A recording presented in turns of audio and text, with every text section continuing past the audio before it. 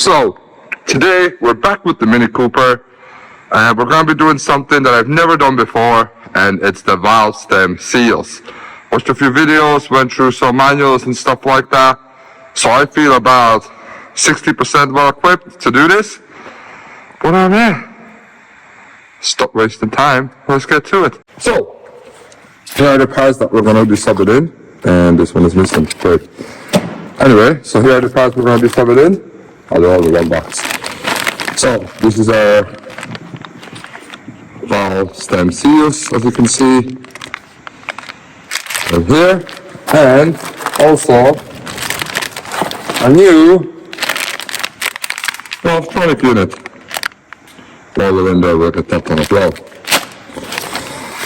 To the side, here's our engine. So we're going to have to start off with removing the intake, front and side. Then we have to, or the intake box, sorry. Then underneath that we actually have to disconnect the intake, because that's the only way you can take out the chain tensioner, which we also need to get rid of. I'll take off this valve timing cover, and then we're going to use some special tools that we have to lock the cams and the crank. So let me show you the tools I got. Now, this is all the tools I had to get. First on the top we have our compression test kit. The reason I had to get this is because I'm not going to be taking off the head, I'm going to be doing it in the car, and I'm going to be using air to keep the valves up. And this kit actually carries the fitting that actually fits into my spark plug hole. They're not in the kit I got, so it's the 1.2 one, the 12mm one. It's this one here that we need. That's that there. Then, this here, which is, if I'm not mistaken, yep, it is my valve compressor tool. Valve compressor tool, sorry, as you can see there. Use that to compress the springs on the valves. Valve spring compressor tool, sorry. And right here we have a locking tool. This is this, and this is a very important tool. This is to compress our Vanos springs. Without this, it would be very difficult to put them back on.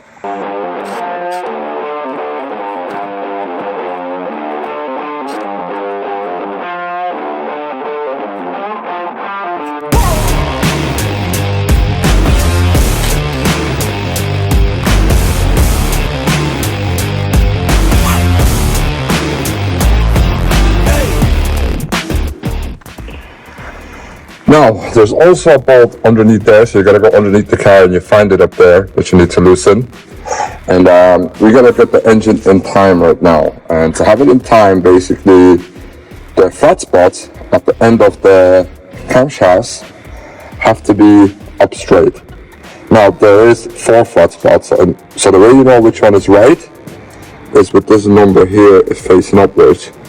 So we're actually lucky because we only got to go a couple of degrees back to get the engine in time and be able to lock this and put our pin underneath the gearbox. I'm going to try and bring you underneath and show you where the pin goes and how we get the engine to turn, alright? So we're underneath the car, and if you can see the silver bit up here, see where the screw is missing? That's the screw you got to take out, it's a 13 as well. Now, your pin for locking your pin goes there. And you have to take off the tray that's here. That's just a couple of bolts. And they're pinned from there, so you can push it back and get a 19 on the crankshaft to twist it. I'm gonna go do that now, and I'll see you guys upstairs. Now, just really quickly to our timing pit there. This is the pin. So that's the crank, alright? The hole I showed you, so I'm gonna go do that now.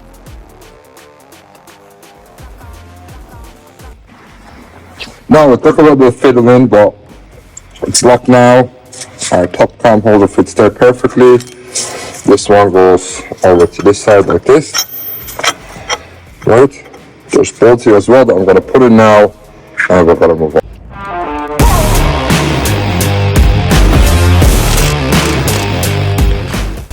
I'm using a zip tie to hold up the chain because I'm going to remove the chain tensioner right now. And after I remove the cams, I don't want the chain falling into the engine bay. That would be a whole nother headache. Make sure when you're removing the cams that you release it gradually so it doesn't get locked anywhere.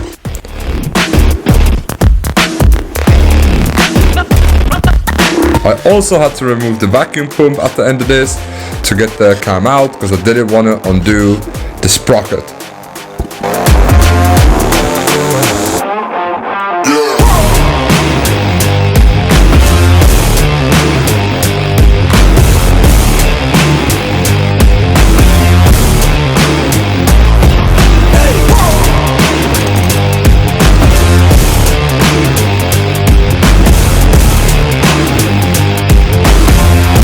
Now I'm making sure just to loosen up the bolts on the exhaust cam. Before it comes out, however, I need to take out these Vano springs, and you can see the tool that I bought, the compressor tool, makes absolutely easy work of it. Without it, trust me, it would not be that smooth and that easy.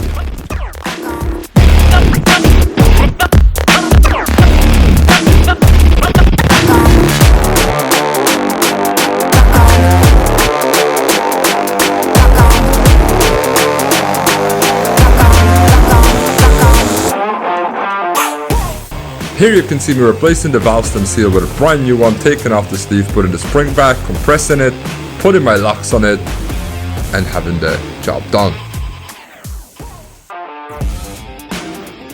Also, always make sure you plug all your holes like I did. You can see my clots in all the spark plug holes, and my spring compressor tool is bolted down to the head and used to compress the springs. Put them back in there. Be very careful, as if something falls down the holes, you're screwed, as you will see later.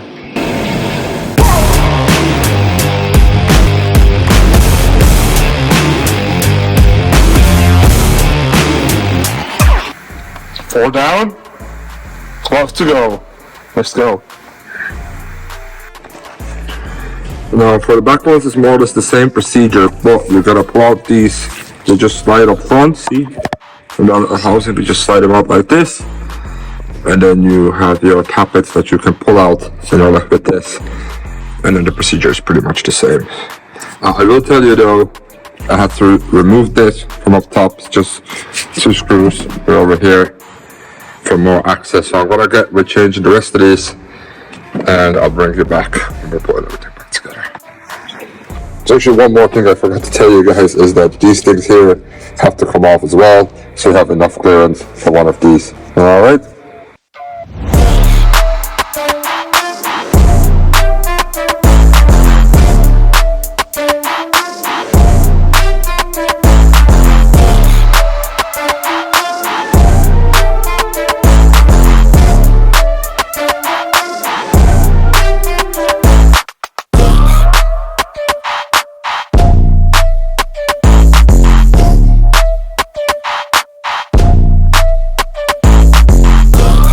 So now that all of the stem seals are replaced, it's time to fish out this from there. I don't know whether you can see in there. But I went and I bought a smaller magnet. We're going to try with that first. If that doesn't work, we're going to try and suck it out with the hoover. If that doesn't work, the head has to come off. So one of these has to work. Let's go. So obviously my camera wasn't turned on, but first go and everything. Yes guys, yes, this can continue on. I love it. So the whole idea behind this is that, take your stand. This is my welder. And I'm gonna place the rod onto the broken bolt like so. We're going like this anyway. And then I connect my earth and it will weld onto it. And then I will use this rod to pull out the screw. So let's get to it.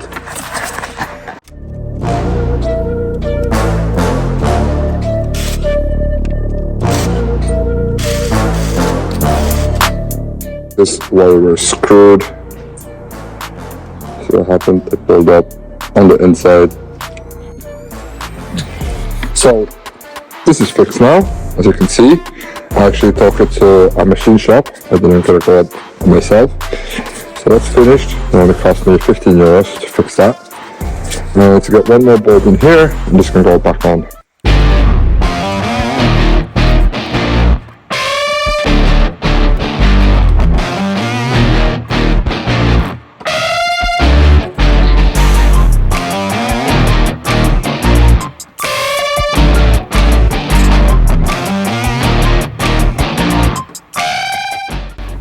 Now, if you're wondering why I pulled the cam out and put it back in, it is because I tried to put in the exhaust cam. Yeah, that's right. But I rectified that and put in my inlet cam and everything fitted perfectly. I do want to say that it's the exact opposite of removing, but it really just isn't, right? You got to make sure that everything lines up perfectly, you put the right parts in, that you're putting your cam covers in the right way round, not just to the right numbers, but the all are numbered. Make sure just put a little oil on it, and just like taking it off, you have to tighten it in patterns so it doesn't cross anywhere. This process here I thought was going to be quick. It was actually way lengthier than taking it apart, but we did get it done.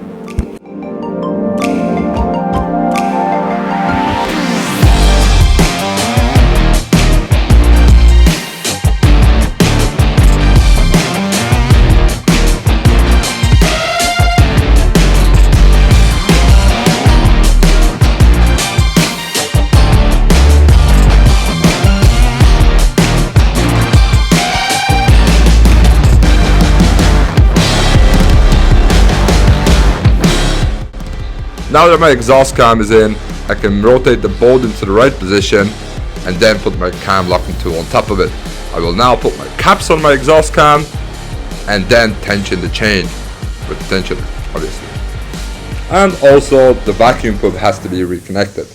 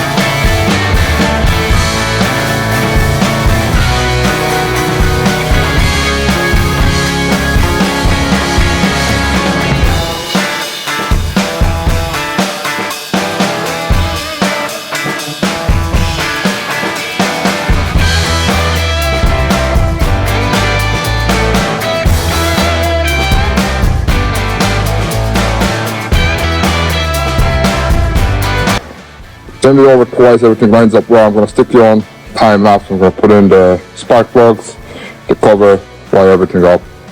It should be ready to go.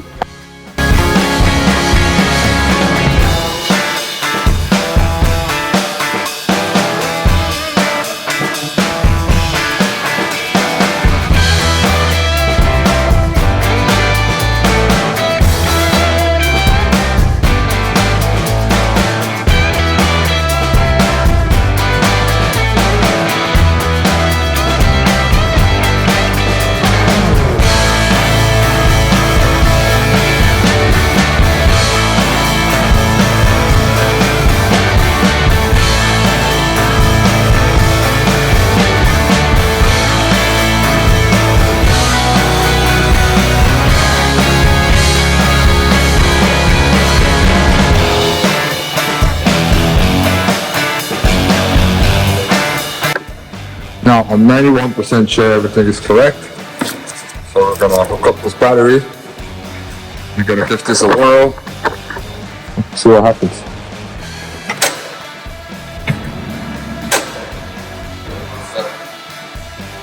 Battery not connected correctly. Just jit.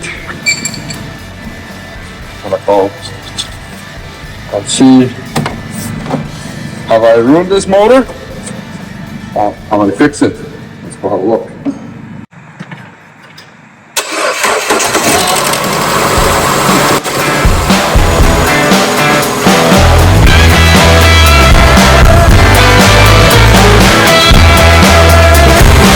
It's running, lads! It's running! It's running, and I did it. I'm ready to hit back. Oh, I am delighted. She sounds better too. This is amazing. This is great. Alright guys, unfortunately that's all I could fit into this episode. But the Mini is not done yet. What we need to do is put in a new O2 sensor, but we haven't received the part yet. As soon as we do, we'll put it in, we'll bring it to the NCT center, and hopefully we'll pass those pesky emissions. Well, hopefully. See you next time.